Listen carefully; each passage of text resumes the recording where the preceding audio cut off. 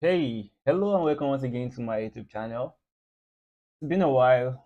This is Reflex speaking. If this is the first time visiting, don't forget to like and subscribe to my channel and also turn on the notification icon. And if you're already a subscriber, welcome back.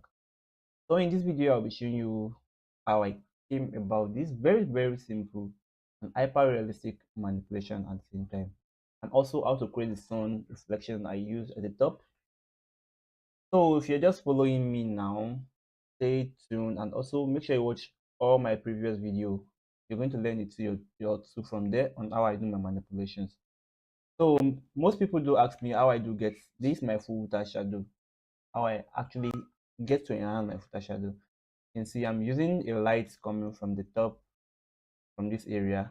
So if you can watch my previous video, the video I dropped last, which is my BTS, you see the full setup of the lights and how it tends to work. Though it's a stable light, so just watch and actually learn that. So no further ado, let's jump into action. So this picture was taken with Canon 6D, a 50mm prime lens. My ISO at 125, my aperture at 2.8, my shutter speed at 1/160. And I've did my basic adjustment here. The next thing I just need to do is to open my picture in Photoshop and wait for it to load up. Let's wait for it to load up. So after that, I do advise you to retouch your picture before you start anything manipulation. Trust me, it's going to stress you out if you are to use the manipulation color grade, then do your retouching. So do your retouching first, which I won't be doing in this video. I don't do retouching in my video, but I'll be dropping some video in the near future whereby I retouch before I start my manipulation. So let's say you're done with your retouching. Once you're done, flatten the layers back. The next thing you just need to do is to crop your picture to the size you want. The size I do use is my 4x5 to 8x10. So that's the Instagram default size which I use in posting my picture. So as you can see, it's cutting off some part of the leg, and also the border room at the top is not enough for me. What I just need to do right now is to drag from the bottom like this, drag from the top also. See, I'm actually seeing nice border room, which is okay for my liking. After I'm done with that, all I just need to do is to click on my OK. As you can see, click on my OK. So the next step is for we to do what? Is for we to remove our subject from the background or probably extend our background. So let's go for the background extension first. You can do either of the two first.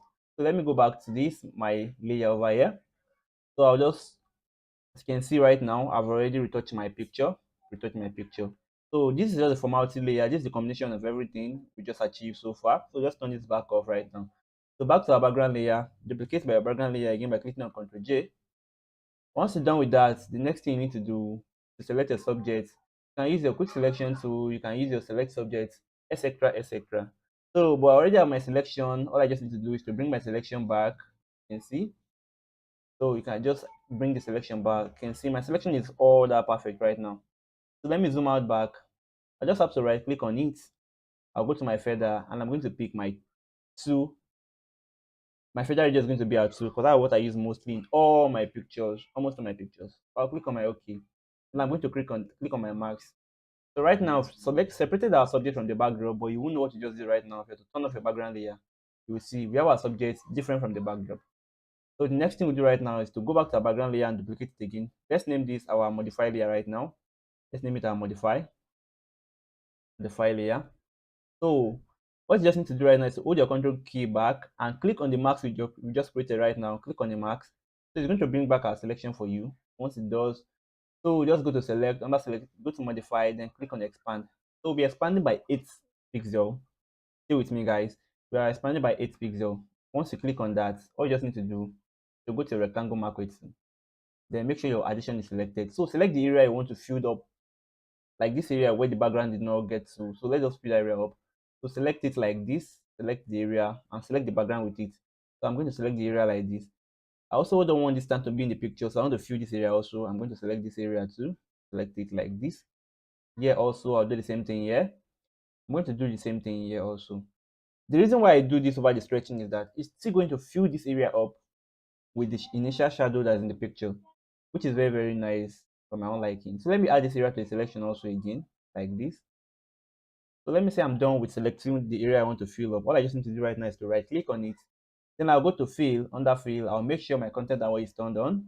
Color adaptation tool is on. My blending mode has to be on normal, and my opacity has to be on 100%.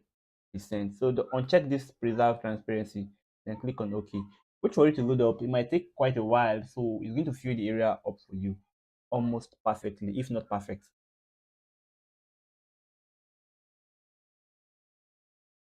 And boom, look at what it just did for us. It filled the area up.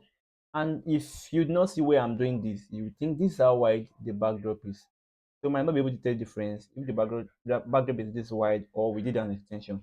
So Ctrl D to select right now. The next thing we need to do to duplicate our modify layer once more by clicking on Ctrl J. So let's name this blur. Let's name the blur layer. So let's rename it from modify copy to blur. So as you can see right now, what you just need to do right now is just to go to your filter, under filter, you go to blur, then go to Gaussian blur and increase the blur till you are no longer seeing most blemishes there again. I use 100 the most, so I'll going to click on my OK.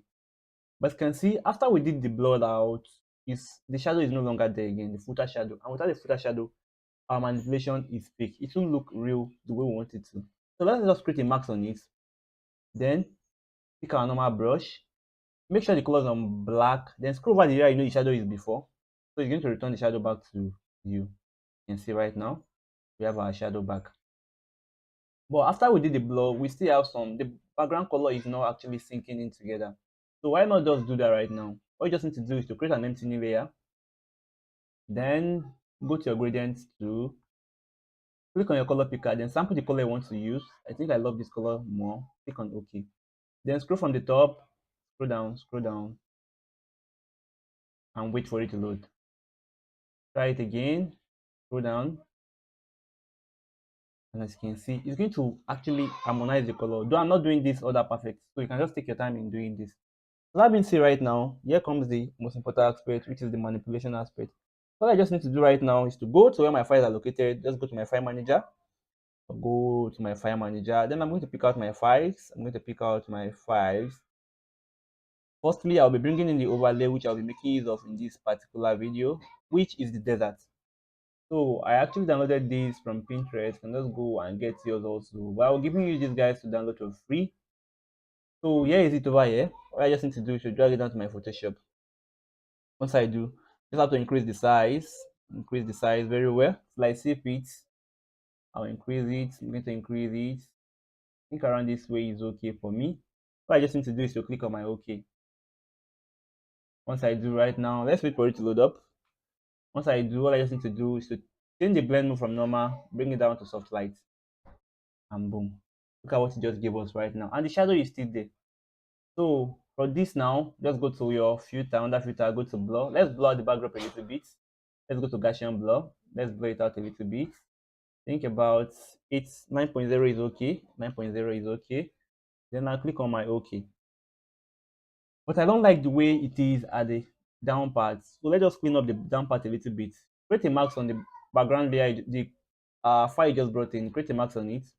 Then pick your gradient. Then scroll from the down. Like I can clean it up a little bit. Let's clean it up a little bit. And boom. We just did that right now. So as you can see, it's actually looking like this. Looking like this. All you just need to do right now is to do what? Is let's create our sun. So I'm going to create the sun right now. So to create the sun right now, click on the uppermost layer, which is my subject layer over here. Then create an empty new layer on it. Go and pick your brush, pick your color picker over here. Let's go with the yellow first. Let's go with this yellow. Click on it. Then pick your normal brush, increase the size. Let's use 100% opacity. 100% opacity. Click on my OK. So I'll make sure half of the brush is in the circle and half is outside the box, I mean to say. So I'm going to click once on it. You can see, click once. Can you see what I just did right now? And I will change the color to white also again, but this time around I'm going to reduce the brush size. And I'm going to click on the same spot again. You can see we have something similar. All you just need to do right now is to adjust the size. It's not going to touch your subject face by clicking on Ctrl C. Then readjust the size till you see fit. You can increase, you can decrease it to whatever shape you want. You can still extend it also. You can see. Then you click on OK. Let me click on my OK.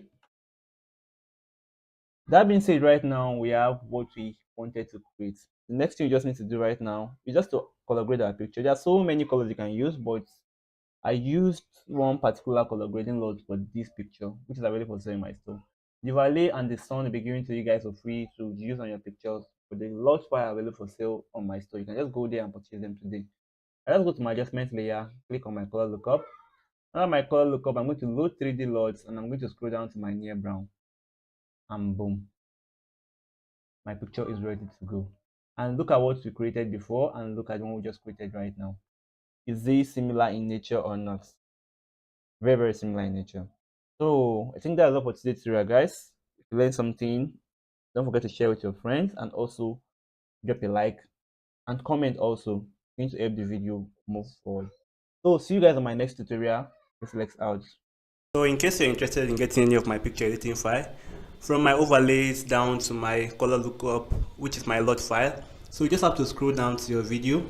So under the comment, this is my description. So it's not going to load the description for you. You just have to click on show more, click on it. So it's going to show all the options. Once it does that, just click on my store link. So here's my store link. Once you click on it, it's going to take you directly to my store. So you can actually select any file you want. From the color lookup, this is a light skin LUTs. This is a feather which I use in my recent video. This is 100 premium baby overlays. This is my first video course. This video course entails on how to download all the files I want. The site I use in downloading all my files free of charge, including my Photoshop panels also. This includes my PNG files. This includes all my packs, all my picture editing files, my premium overlay, my PNG, my flying fabrics, my color lookup, my presets. So once you buy this, you've already bought everything apart from this one. So here is my flying fabrics. Here is my, in case you want to give me any project for me to work on. Here's my color lookup. Here is my background overlay, and here is my preset file. So in case you're interested in buying any one, you can actually go for them. The good news there is that you can actually buy your own currency, any currency of your choice. You can buy with any currency of your choice.